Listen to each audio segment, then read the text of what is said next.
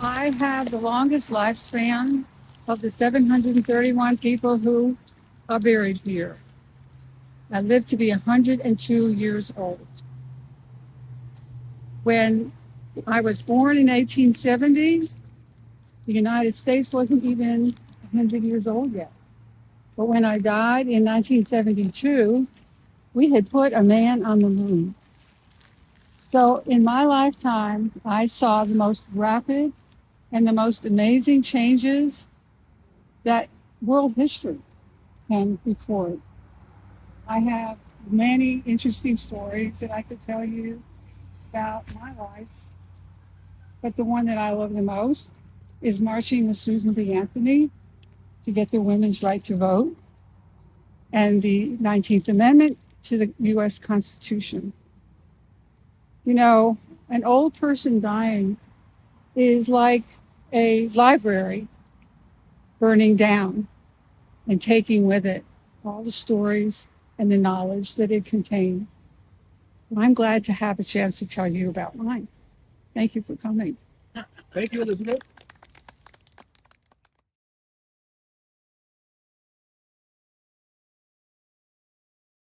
Hi there. My name is Craig Talbot. I was a World War I soldier from Kansas. But am I buried here or am I buried in Kansas? You see, there's an identical headstone to this one at the Fort Leavenworth National Cemetery, Kansas.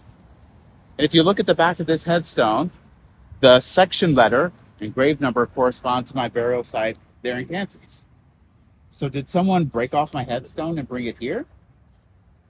You have to wonder what the motivation would be for someone to bring a broken headstone here. I have no connections to Texas that anyone has been able to determine. But if I am buried here, I'd be the only African American buried at the Western Heights Cemetery.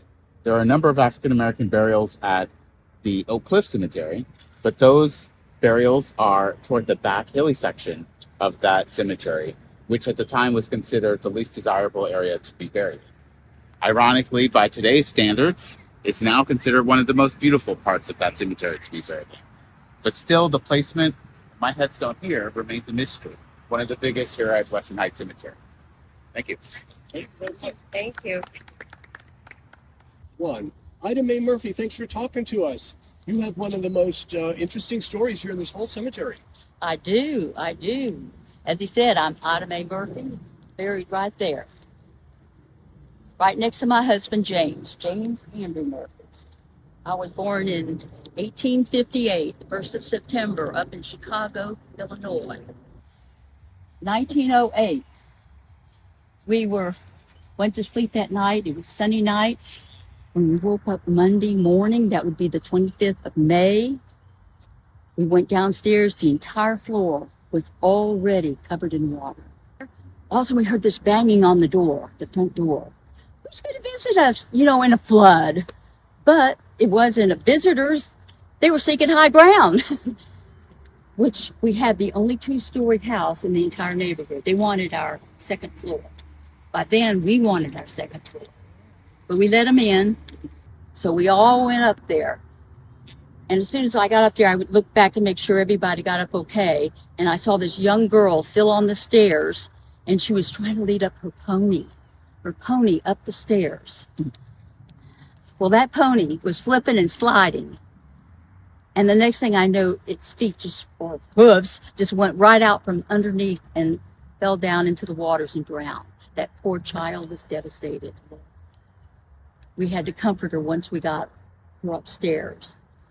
But we were all safe up there, at least for the time being. But then one of the women that was next to the window, all of a sudden she started shouting, "Boats! Boats! I see boats!" And sure enough, there were two boats I could see coming around the corner. Looked like a third boat, but there's two I saw. By the time they got more visible, all I could think about was how we're going to get everybody on board safely. And we all got on board. And just as my husband, that's him over there, as he was the last one to step into the last boat. And he had no sooner stepped into it and it started pulling away than the house creaked and groaned its last breath and shook and collapse into the waters. But all of us were on those boats. But you know, not one of us in those boats died that day. Not one. But I heard later on there were 5 lives lost that day throughout the whole flood. And 5,000 families lost their homes, including us. But you know, homes can be rebuilt. Families and lives, not so much. Thank you for listening to my story today. Thank you, Ida Mae. Thank you.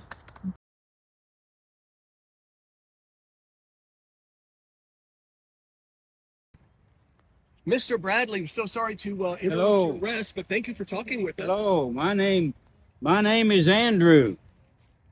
You can call me Andy. Andy Bradley. Hey, Andy.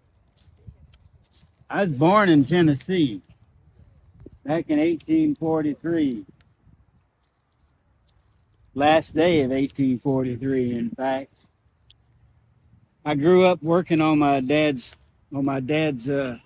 place till I was about 17, and then a bunch of my good friends noticed that the war of northern aggression was getting closer and closer to Tennessee, and so we all joined up with the 7th Tennessee Infantry.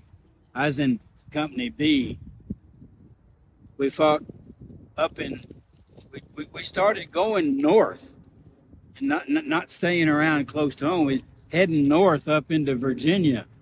We fought a lot of battles north of Richmond, south of Richmond, east of Richmond, protecting the town, helping General Lee with all his work. Finally went to Chancellorsville. By the time we got out of Chancellorsville, we was down to about 249. You see, the Northern Army had better guns than we did. Their accuracy was just cutting us to pieces.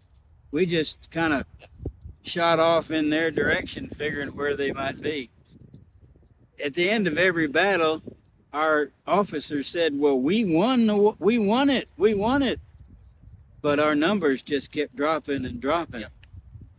Then we headed up into Pennsylvania to Gettysburg. After the war in Gettysburg, we was down to 6 officers, 40 men, and me. We all surrendered there. They shipped us off to Fort Delaware. The fort was on the shore, but the prison was on an island in the middle of the Delaware River. That was a terrible place.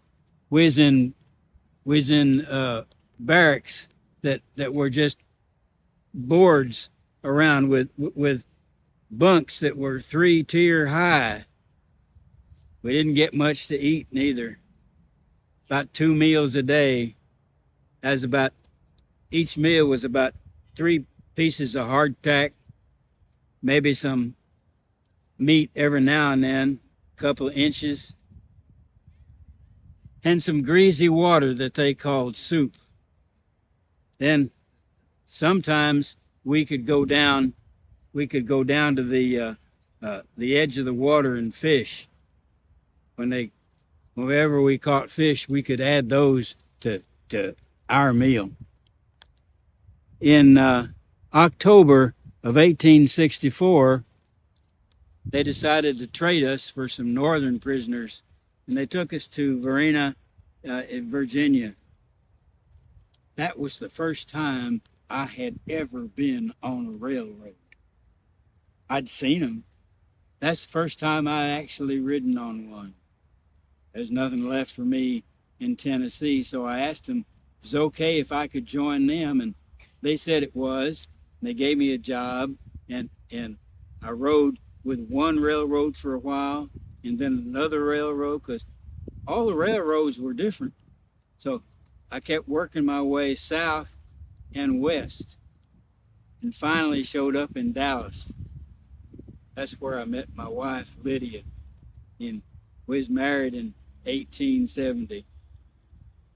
We had one son. I was still working for the railroad.